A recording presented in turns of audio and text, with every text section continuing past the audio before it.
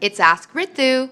Thanks so much for sending me your questions across social media. Keep them coming. I love hearing from you. Today's question that I'm going to answer goes like this. I know that ghosting is mean, but how do I break up with someone I haven't been dating for long?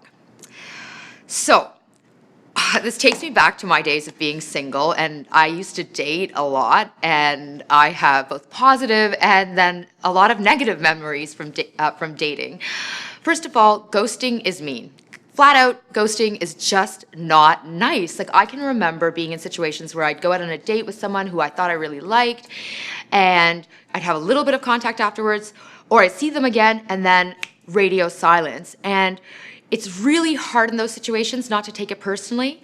Like, I now know with the benefit of age and doing a lot of self-healing work that when someone ghosted me, it wasn't actually about me, it was about them and their inability to step into their power and own the responsibility of sharing for me what was happening for them.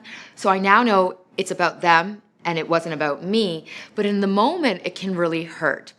And instead of ghosting, what I learned to do, actually with my sister, we sat down, we talked about it.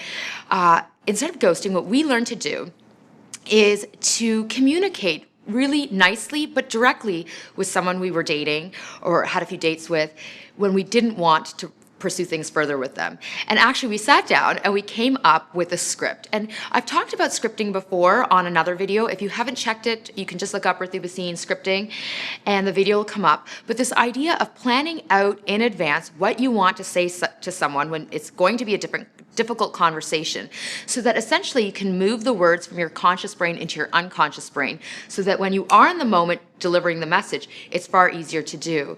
And my sister and I, Komal, we basically came up with this really nice language where first you give some positive feedback to the person about meeting them, and then you say something to the effect of, that being said, I don't feel like the elements are there for a romantic connection between us, and I really would prefer to be friends going forward, or something like that. The point of my message is this: instead of ghosting someone, which again is really unkind, figure out what language feels right for you to communicate directly but nicely to someone that you're not interested in continuing to date them.